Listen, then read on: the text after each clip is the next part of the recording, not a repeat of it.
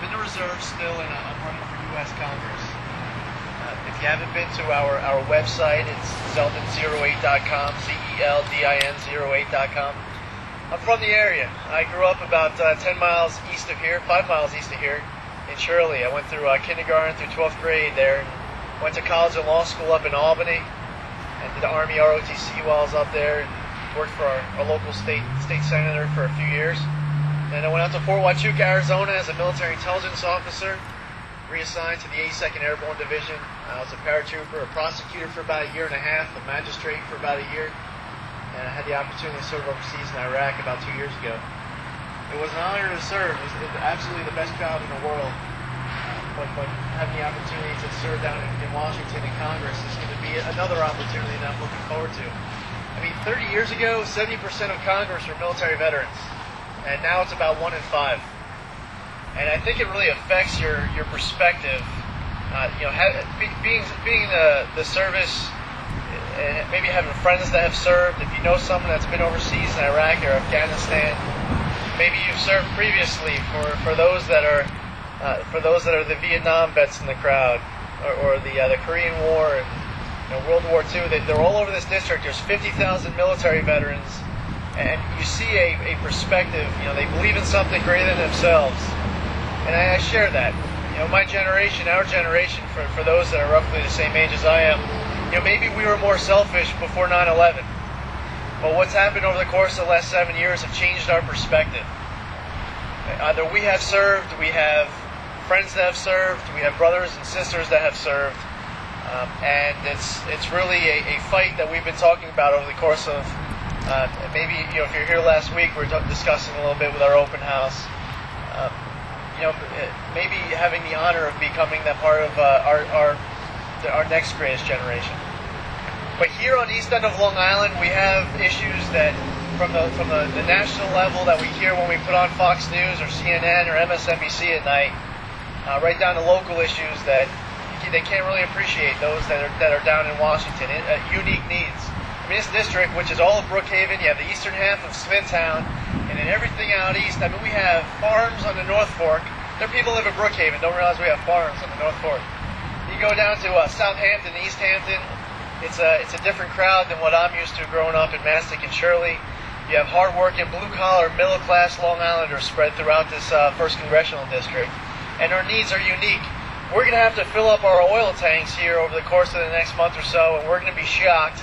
It's going to be like another mortgage payment we're going to have to make because we have a flawed energy policy down in Washington.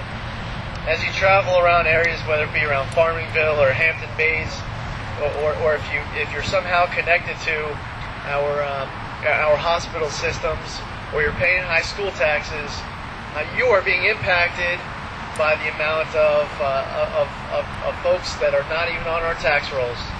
People that live in single-family homes, there's 3, 4, 5 families living in single-family homes, paying taxes as if one family lives there, but we have a flawed national immigration policy. So our local governments are forced to deal with a problem that they really shouldn't have to, because those down in Washington don't have the intestinal fortitude to do the right thing. Whether it be energy reform, or whether it be immigration reform, or being strong on national security, or keeping taxes low, whatever the issue of the day is down in Washington, you need to bring it back home as you are talking to your friends and neighbors. How does it impact them? And all of us, all over the 1st Congressional District, are suffering from an economy that is truly impacting our pockets right now. And if it's not impacting our pockets today, well, you're definitely going to be feeling the pinch a month from now when it's time to heat up or fill up your oil tanks. But this race is one that we can win. There's about 50,000 more Republicans and conservatives than Democrats in the 1st Congressional District, regardless of what your party affiliation is. I happen to be a registered Republican. That statistic helps us out a little bit. There's 50,000 military veterans who are running against someone who hasn't served. Graduated high school in '68, but never served. We have a top of the ticket with John McCain and Sarah Palin. I think they're going to do very well out here. They're running against a team of a ticket of Barack Obama and Tim Bishop that are very liberal. They're too liberal. I consider myself to be right of center. But we have a U.S. Senator in Vermont The guy's name is Bernie Sanders. He calls himself a socialist. He's a self-proclaimed socialist. And down in Washington, they rank the most conservative and the most liberal members of Congress. They rank Barack Obama to the left of the self-proclaimed socialist. And just to give you a little perspective, if you don't know how liberal the guy is that I'm running against, they rank Tim Bishop to the left of Obama. Now, right here, it's about real Long Island values. What's the issues that are most important to you? What's most important to you and your family?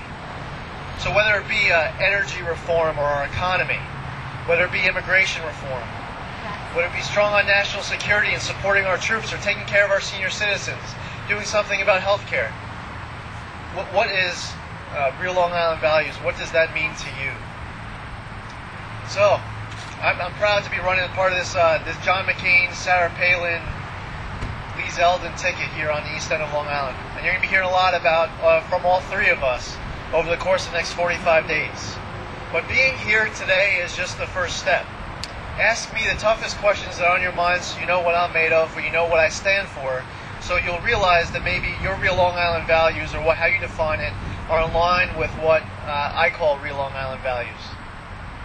But ask me those questions. But when you leave here, if at any point over the course of the last 2 years you have found yourself complaining with the status quo, complaining about the way business is done up in Albany or the way business is done in Washington, I'll tell you this. Every 2 years, you have an opportunity to fire your state assemblyman, to fire your state senator, to fire your U.S. congressman. Every 4 years, you can fire your governor, right, your state officials. Every 6 years, you can fire your U.S. senator. If you spend time complaining when you're sitting around your house complaining about the status quo, if you don't do anything right now, today is September 20th, there's an election on November 4th. If you're not happy with what you have and you want change, and you know, change goes beyond rhetoric. It's not change. What does that mean? If you have an opportunity to vote for the change that you truly want to see up in Albany or down in Washington, get involved now. And you're here, which is a great first step. There's other people out there that are complaining about the same issues we complain about, but they're not going to do anything between now and November 4th. Many of them won't vote on November 4th. I'll tell you this, come November 5th, I don't want to hear their complaints. Because if you don't do something right now with that right to go and fire your legislator if they're not representing you the way you want to be represented, if you don't do anything to work hard to get the right people in office fighting for you up in Albany or down in Washington, I don't want to hear you complaining on November 5th. There are many people that have served overseas, have served to serve this country in one way or another since our nation was first created. And there are some rights and there are some freedoms that our Congress is supposed to protect, that the troops have sacrificed so much in the defense of. And it's our responsibility now, on September 20th, to do a gut check, to have our friends and our neighbors do a gut check and say, are we truly happy with what we have? Do our leaders represent us? Are they fighting for us? Or are they just being good politicians? Maybe I'm not a very good politician because I've called out so many things really for what they are. I'm a straight shooter. I've called on 4 Republican members of Congress to resign. I got a call from the chief of staff of one of those congressmen the next day. How can you call us out? You're Republican. We're Republican. You took a defense contract. You're benefiting from it personally.